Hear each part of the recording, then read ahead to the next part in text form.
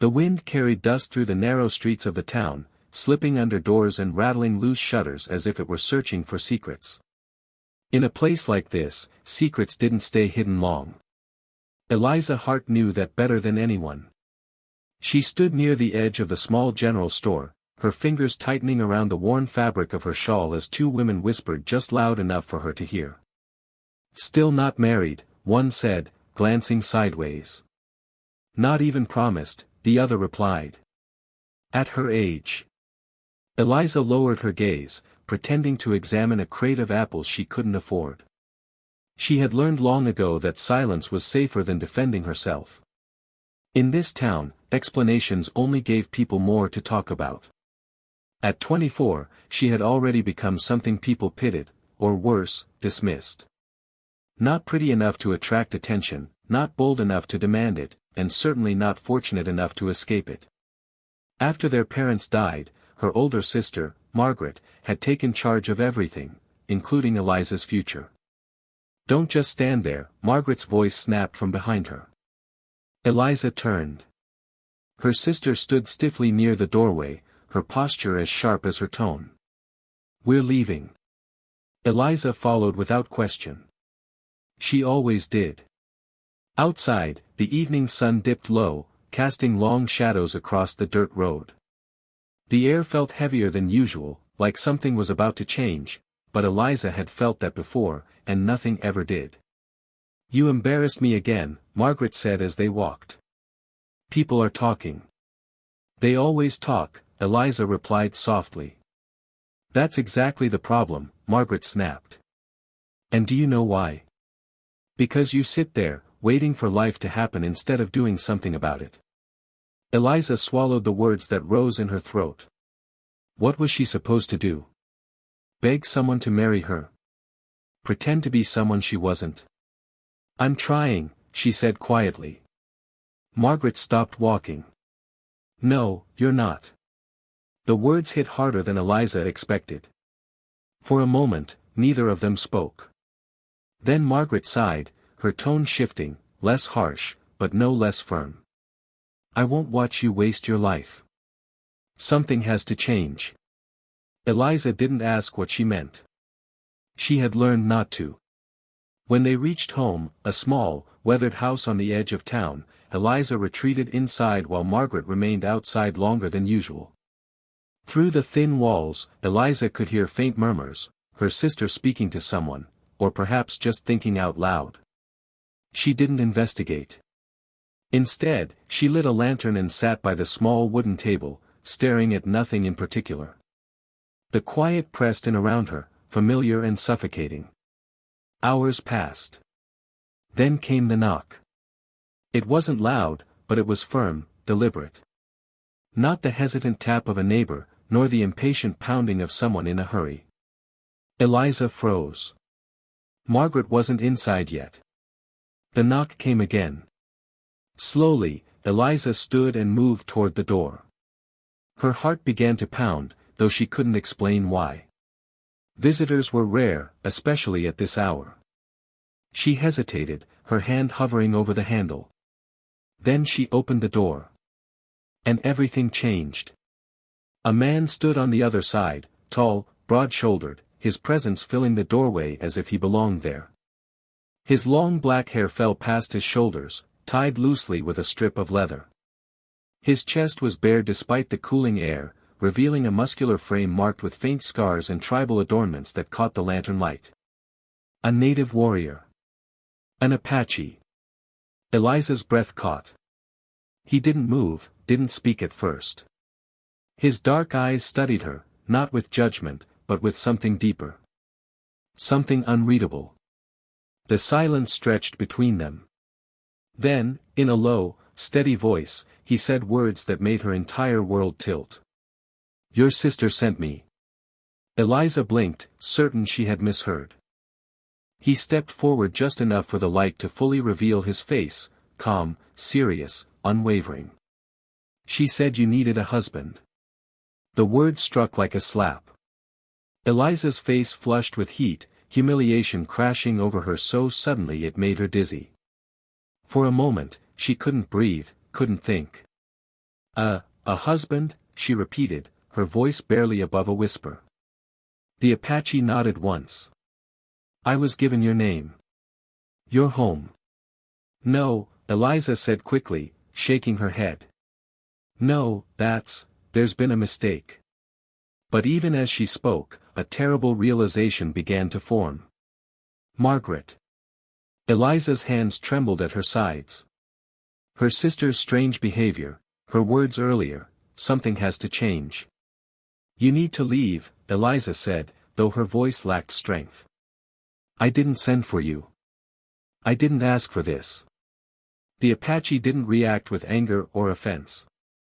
Instead, he simply looked at her, as if weighing her words against something unseen. "I was told you had no one," he said calmly. "That you needed a man to stand beside you." The humiliation deepened, twisting into anger. "She had no right," Eliza said, her voice breaking slightly. "This isn't. I'm not desperate." The last word came out sharper than she intended. For the first time, something flickered in the Apache's expression, not judgment, but understanding. Behind him, the wind picked up again, carrying dust and whispers through the darkening street. Eliza stood in the doorway, caught between shame, anger, and something else she couldn't yet name. Because no matter how much she wanted to deny it, the man standing before her was real. And he wasn't leaving. The night did not end when Eliza closed the door, it only grew heavier. She leaned back against the rough wood, her heart still racing, the echo of his words repeating in her mind. Asterisk, she said you needed a husband. Asterisk. The audacity of it burned in her chest. Margaret hadn't just interfered, she had humiliated her in the most public, irreversible way possible. Sending a stranger, no, worse, a man from beyond the town, someone bound by a code Eliza didn't even understand. And he was still outside. The knock didn't come again. That somehow made it worse. Eliza pushed herself away from the door, pacing the small room as if movement might settle the storm inside her. The lantern flame flickered, casting long shadows that stretched and twisted along the walls. Then the door opened behind her. Margaret stepped in, brushing dust from her skirt as if nothing unusual had happened. Eliza turned sharply. "You sent him." Margaret didn't flinch. "Yes." No hesitation. No apology. Eliza stared at her, disbelief giving way to anger. "How could you do this? Do you have any idea what you've done?" "I've solved your problem," Margaret replied coolly, setting her gloves on the table. "My problem?" Eliza's voice rose. "You think I'm a problem to fix?" "I think you've been standing still while life passes you by," Margaret said. "And I refuse to watch it any longer." "You had no right," Eliza snapped, her hands trembling now, not with fear, but fury. "You wrote to a stranger, told him lies about me, sent him here like I'm some charity case." Margaret's expression hardened. "I told him the truth. That I'm unwanted." Eliza shot back. "That you're alone," Margaret corrected. "And that you deserve more than this town has given you." Eliza laughed bitterly. "So your solution was to drag a man here and hand me over to him?" "I didn't hand you over," Margaret said. "I gave you an opportunity." Eliza shook her head, stepping back. "No. You took my choice away." For the first time, Margaret hesitated, but only for a second. "He came because he believes in honor," she said more quietly. "Men like that don't exist here, Eliza. Not anymore." "And what if I don't want him?" Eliza demanded.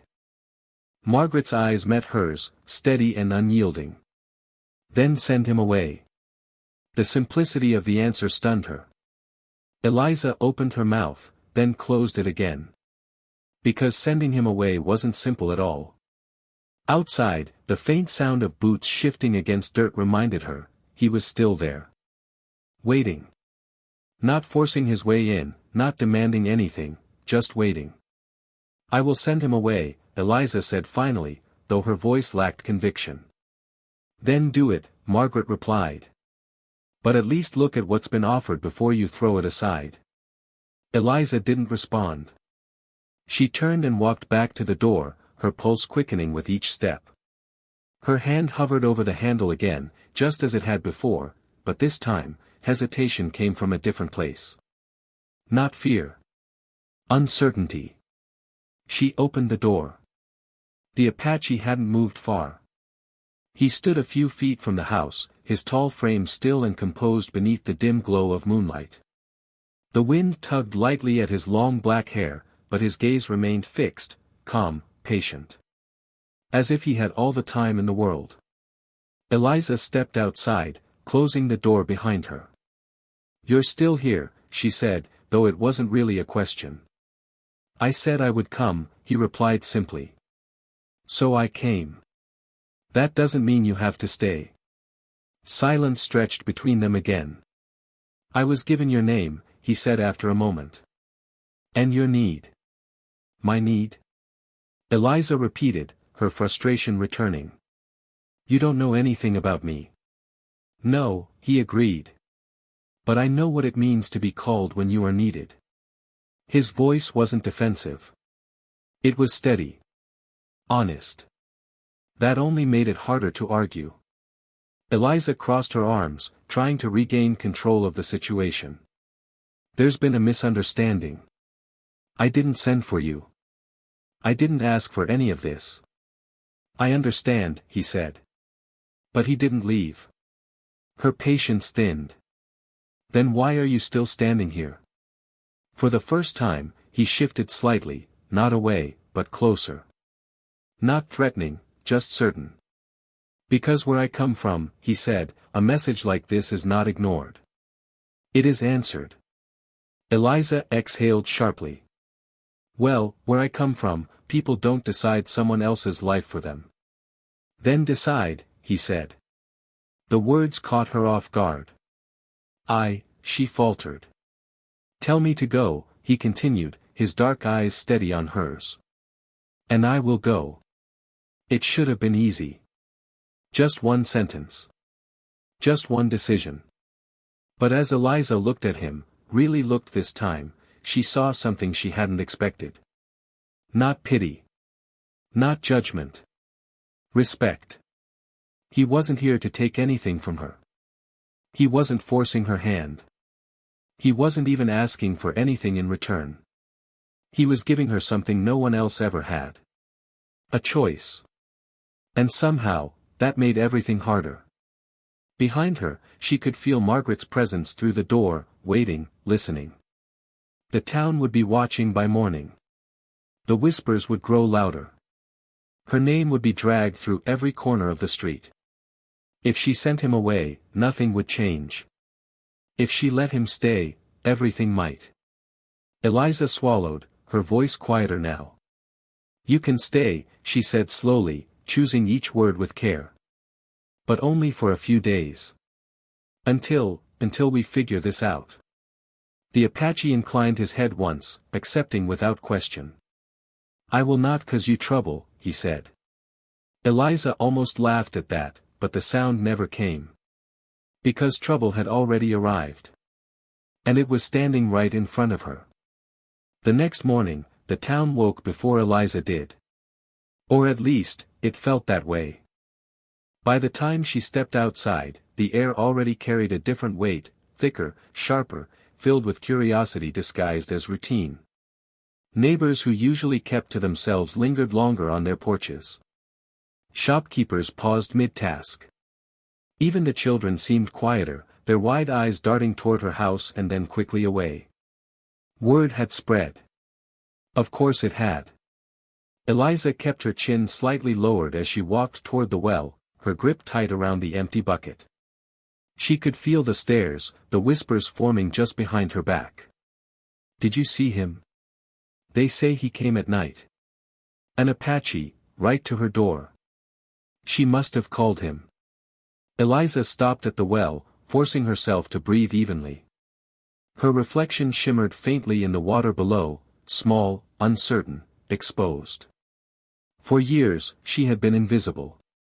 Now she was the center of everything, and she hated it. "You're up early."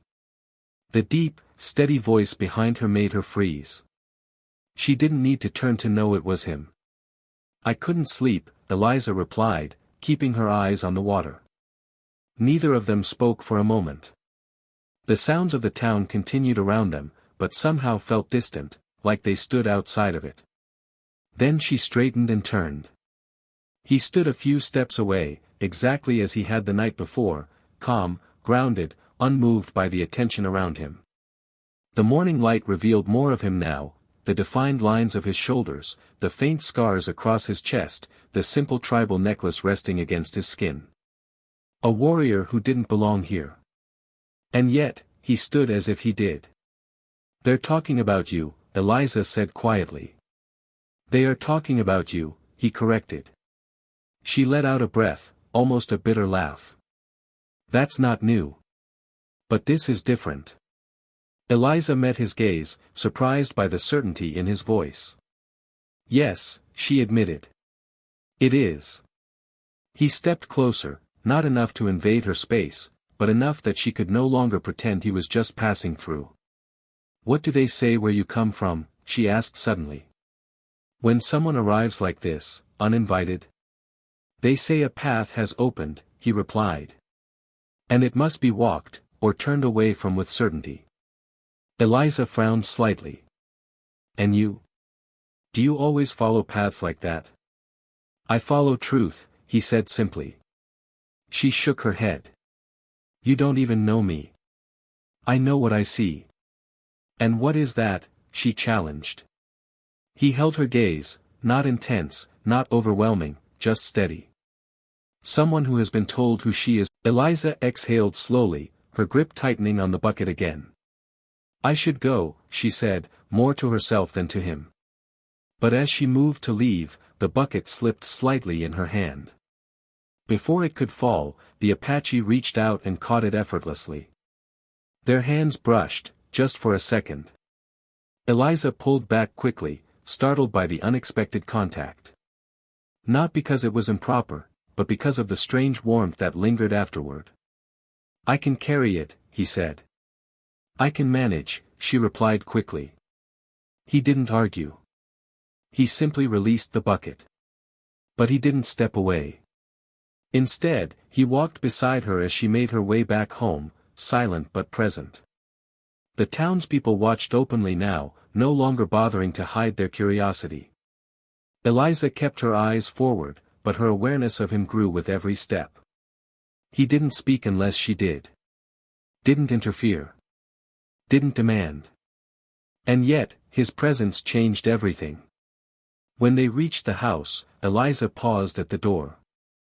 "You don't have to follow me everywhere," she said. "I am not following," he replied. "I am staying where I was told I could." She hesitated, then gave a small nod. Inside, the air felt different than it had the night before. Less suffocating. Less empty. Eliza set the bucket down, then turned to face him again. "Do you have a name?" she asked. He looked at her for a moment, as if considering something. "Dakota," he said. Eliza repeated it quietly, testing the sound. "Dakota. It means, friend to everyone," he added.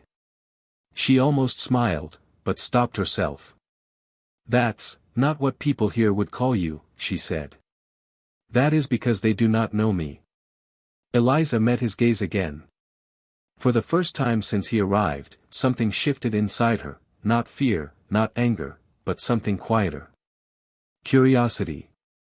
Maybe even the beginning of trust. "You can stay," she said again, more certain this time. "But there are rules." He inclined his head slightly. "Tell me." Eliza took a breath, steadying herself. "You don't speak for me. You don't decide anything for me. And when the time comes, you leave without argument." Dakota listened carefully, then nodded once. "I agree." His answer came without hesitation. And somehow, that unsettled her more than resistance would have. Because for the first time in her life, Eliza wasn't being pushed, controlled, or dismissed. She was being respected. And she had no idea what to do with that. Outside, the whispers of the town grew louder.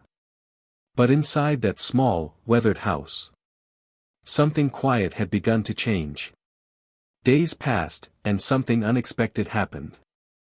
The town did not stop watching. If anything, the whispers became louder. But Eliza stopped listening. At first, every glance felt like a knife. Every quiet conversation behind her back made her want to disappear. She had spent years trying to avoid attention, trying to be the woman nobody criticized. Now she walked through the streets beside an Apache warrior, and everyone had something to say. But slowly, something changed. She realized the opinions of people who never truly knew her had controlled her life for far too long. And the man everyone feared was the only person who never judged her. Dakota never asked her to be different. He never told her she was too quiet, too plain, too stubborn, or too much of anything. He simply accepted her. That was something Eliza had never experienced before. One afternoon, she found him outside repairing the broken fence behind the house. "You don't have to do that," she said. Dakota looked up from the wooden post. "It was broken." "Yes, but it's not your responsibility." He studied her for a moment. "You say that often." Eliza crossed her arms. "Say what?" "That things are not someone else's responsibility." She frowned. "Because they aren't." "Sometimes," he replied, driving another nail into the wood, "people say that because they are used to carrying everything alone." His words stopped her. Because they were too close to the truth. Eliza looked away. "You speak like you know me." "I know loneliness." The simple answer caught her attention. For the first time, Dakota's calm expression changed slightly. Not much, but enough for her to notice. There was pain there. Hidden pain. "What happened to you?" she asked softly. Dakota became quiet. The wind moved through the tall grass surrounding the house, carrying the distant sounds of the town. For a long moment, Eliza thought he would refuse to answer. Instead, he placed the hammer down. "I had a family once," he said. The words were quiet. "My father taught me honor. My mother taught me patience. My younger brother taught me laughter." Eliza listened without interrupting. Then everything changed. Dakota looked toward the horizon. "People who did not know us decided what we were. They saw our faces before they saw our hearts. They took from us things that could never be returned." His voice remained steady, but Eliza heard the weight beneath it. "You lost them," she whispered. "Yes. I'm sorry." Dakota nodded slightly. "I learned something after that." "What?" "That losing people does not mean you stop caring." Eliza looked at him. "Many people do. Then they become like the ones who hurt them." The answer stayed with her. Because she understood. Her own wounds were different, but the feeling was familiar. Being overlooked. Being judged. Being treated as if she was less than others. "I thought you came here because you felt sorry for me," Eliza admitted. Dakota looked surprised. "Why would I pity you?" "Because my sister told you I needed someone." His expression became serious. "Your sister told me you were alone." Eliza lowered her eyes. "There is a difference." "What difference?" "Being alone and being helpless." Dakota was silent. Then he nodded. "You are right." The agreement surprised her. "You're not going to argue?" "No." "Why?" "Because you are right." A small smile almost appeared on her face. "Almost. You're different from the men here." Dakota looked at her. "Is that good or bad?" "I haven't decided." For the first time, a faint hint of amusement crossed his face. It was brief. But Eliza saw it. And somehow, seeing the warrior's smile felt like discovering a hidden treasure. Later that evening, as the sun disappeared behind the hills, Eliza sat outside with Dakota near the fire. The silence between them no longer felt uncomfortable. It felt peaceful. "Why did you really come?" she asked. Dakota looked into the flames. "I told you." "No," she said gently. "You told me why you stayed." He looked at her. Eliza continued. "But why did you come?" The question hung between them. Finally, he answered. "Because I received a message from someone who said there was a woman who had been forgotten." Eliza looked down. "And you thought you could save her?" Dakota shook his head. "No." That surprised her. "Then what?" "I thought perhaps she only needed someone to remind her that she was worth seeing." Eliza felt her chest tighten. No one had ever spoken to her that way. Not her sister. Not the people in town. Not even herself. Before she could answer, a rider appeared at the edge of the property. A messenger from town. "Eliza." She stood immediately. "What happened?" The man removed his hat, looking uneasy. "There's trouble." Her heart sank. "What kind of trouble?" He glanced toward Dakota. Then back at her. "People are saying the Apache cannot stay here." The peaceful evening shattered. The town's judgment had returned. But this time, Eliza was not the same woman who had opened that door days ago. She looked at Dakota. And for the first time, she wasn't afraid of standing beside him. She was afraid of losing him. Because somewhere between anger and uncertainty, the man who arrived because of a mistake had become the one person who truly understood her. And now the world was trying to take him away. The news spread faster than the wind. By sunrise, everyone in town knew. The Apache warrior who had arrived at Eliza Hart's door was no longer just a rumor. He was a problem. At least, that was what the town wanted him to be. Eliza stood outside the general store, listening as the town council members spoke with cold expressions. "We're not saying he has done anything wrong," one man said carefully. But the way he said it made the lie obvious. Eliza looked around at the faces surrounding her. The same people who had ignored her for years were suddenly interested in protecting her. "Then what exactly is the issue?" she asked. The man cleared his throat. "People are uncomfortable." "People are always uncomfortable when something is different," Eliza replied. A few people exchanged looks. They weren't used to hearing her speak like that. For years, Eliza had accepted every insult, every judgment, every whispered comment. But Dakota had changed something inside her. He had reminded her that having a quiet voice did not mean she had no voice. "He cannot simply stay here," another man said. "This is a respectable town." Eliza's eyes narrowed. "And what makes someone respectable?" No one answered. Because everyone knew. The question exposed them. Before the argument could continue, a familiar voice interrupted. "Eliza." She turned. Dakota stood at the edge of the street. He had heard enough. His expression was calm, but she noticed the difference immediately. He had already made a decision. And somehow, she knew what it was. Later that afternoon, Eliza found him packing his belongings. The sight made her chest tighten. "You're leaving?" Dakota continued folding his things. "Yes." The answer was too simple. Too easy. "Why?"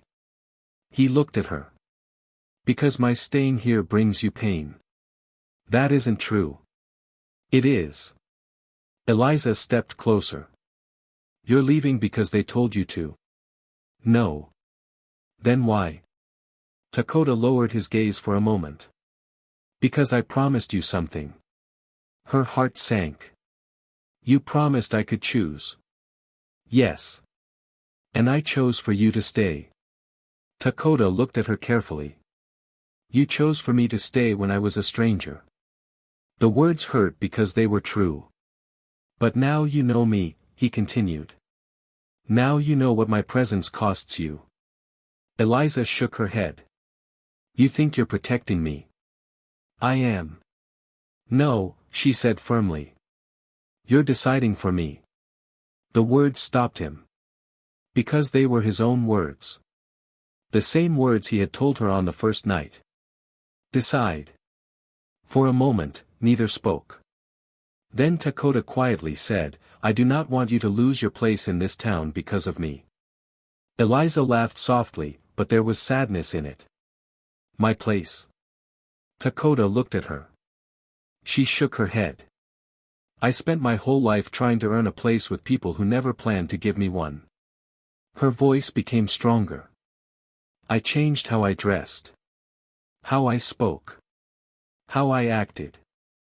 I made myself smaller so others would be comfortable. She stepped closer. And then you came here. Her voice softened. And you were the first person who never asked me to become smaller. Dakota said nothing. Because there was nothing to say. Eliza looked at the bag in his hand. You're leaving because you think you're saving me. Yes. But you don't understand. What? She swallowed. You're the only person who ever made me feel like I didn't need saving. The silence that followed felt different. Heavy. Honest. Before Dakota could respond, another voice interrupted. Well, this is touching. They turned. A man from town stood nearby. His name was Charles Whitmore. The man everyone considered a perfect match for Eliza. A wealthy ranch owner. A respected man. And someone who had never once looked at her as an equal. I suppose this little adventure has been exciting, Charles said with a smile. But surely you understand, Eliza, that this cannot continue. Eliza stared at him. I don't remember asking for your opinion. The surprise on Charles's face was almost amusing. The old Eliza would have apologized. This Eliza didn't. Charles forced a smile. I'm only trying to help. No, she replied. You're trying to make things return to the way they were. And what was wrong with the way things were? Eliza looked at him. Everything. But she didn't need to explain. Charles stepped closer. Think carefully. A woman like you should appreciate someone willing to offer security. Dakota's expression hardened. But Eliza lifted a hand. Stopping him. Because this was her battle. I don't need someone to offer me security, she said. I need someone who sees me. Charles laughed. You're choosing him. Eliza looked toward Dakota. The warrior who arrived because of a message. The man who never demanded her heart. The person who gave her something no one else had. A choice. I don't know what the future holds, she said quietly. Then she looked back at Charles. But I know I will never again choose a life where I am invisible. Charles walked away, angry and embarrassed. The street became silent. Dakota looked at her. You should not have done that. Eliza frowned. Why? Because now leaving will hurt you more. Her heart skipped. You still plan to leave? Dakota looked toward the distant mountains. I came because I was told you needed a husband. He paused. But I stayed because I found someone worth knowing. Eliza's eyes filled slightly. Then why walk away? Dakota looked at her. Because I promised you would always have a choice. The next morning, his horse stood ready. And Eliza watched him prepare to leave. But this time, she knew one thing. She wasn't watching a stranger ride away. She was watching the first person who had ever truly seen her disappear. And she wasn't willing to let him go without telling him the truth.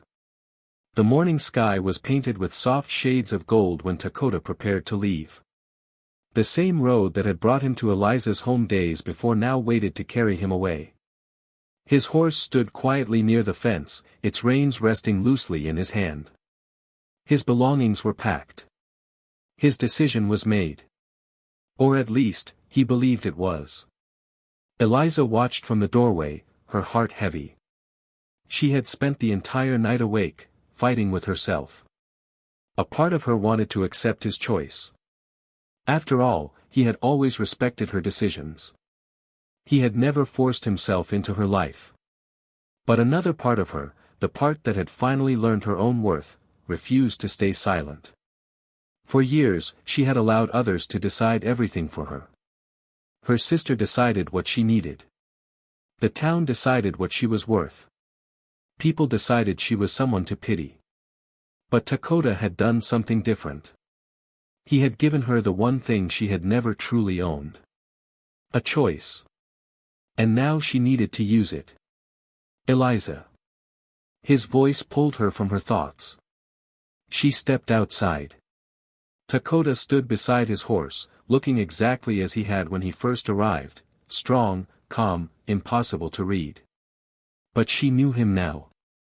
She knew the sadness hidden behind his silence. She knew the kindness behind his strength. "You're really leaving," she said. Dakota nodded. "I should." She walked closer. "Because of the town?" "No." "Because of my sister?" "No." "Then because of me?" That made him pause. "Eliza." "No," she said softly. "Answer me." Dakota looked at her. "I am leaving because you deserve a life you choose freely." Her eyes watered slightly. "And you think being with you means I'm not free?" He didn't answer. That was answer enough. Eliza took another step closer. "When you came here, I was angry." "I know. I thought you were another person trying to decide my future." Dakota lowered his gaze. "But you weren't." She smiled faintly. "You were the first person who actually asked me what I wanted." The wind moved between them. The entire world seemed to grow quiet. Dakota's voice was softer. "And what do you want?" There it was. The question she had spent her entire life avoiding. What did she want? Not what her sister wanted. Not what the town expected. Not what would make others comfortable. What did Eliza want? She looked at the man in front of her. "I want you to stay." Dakota's expression changed slightly. A flicker of surprise crossed his face. "But you don't have to say that because—" "I'm not finished," she interrupted.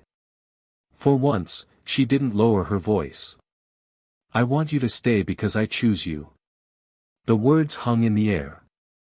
Not because she needed saving. Not because she was afraid to be alone. Not because someone told her she needed a husband. Because she wanted him. Dakota stared at her. "You are certain?" Eliza nodded. "For the first time in my life." A quiet moment passed. Then Dakota stepped closer. "When I first came here, I thought I was answering someone else's request." He looked toward the house. "Your sister sent me because she believed you needed someone." His eyes returned to Eliza. But she was wrong. Eliza looked confused. She was.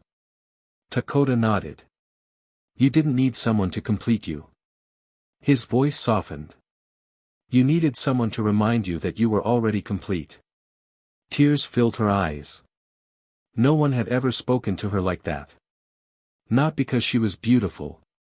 Not because she could offer something. Simply because she was herself. Behind them, the front door opened. Margaret stood there quietly. She had heard everything. For once, she had no sharp words. No instructions. No plans. Only regret. "Eliza," she said softly. Her sister turned. Margaret walked closer. "I thought I was helping you." Eliza looked at her. "I know. I was afraid you would grow old alone." A sad smile touched Eliza's face. But you were more afraid of that than I was. Margaret lowered her eyes.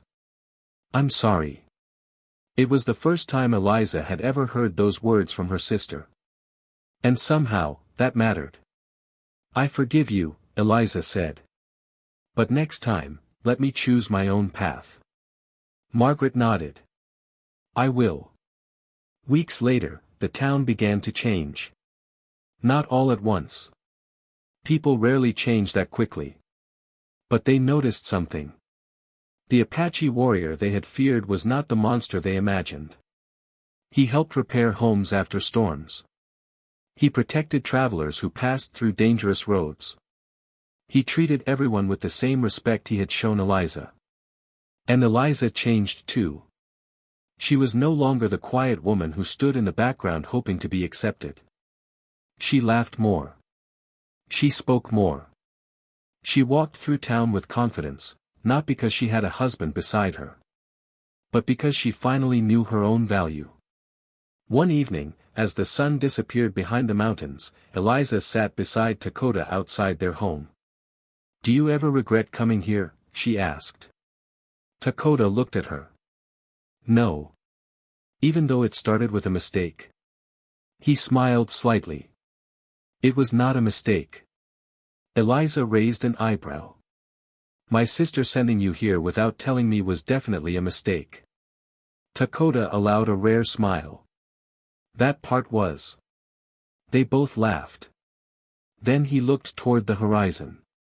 But sometimes a wrong path leads someone to the right place. Eliza rested her hand in his. She thought about the day he arrived. The stranger at the door. The shocking words. Your sister sent me, she said you needed a husband. Back then, those words had filled her with anger and embarrassment. Now they reminded her of something else. A beginning. Because the truth was. She never needed someone to choose her. She needed someone who would give her the freedom to choose. And that was exactly what Dakota had done. He had not arrived to claim her. He had arrived to see her. And in the end, that was the greatest gift anyone could give.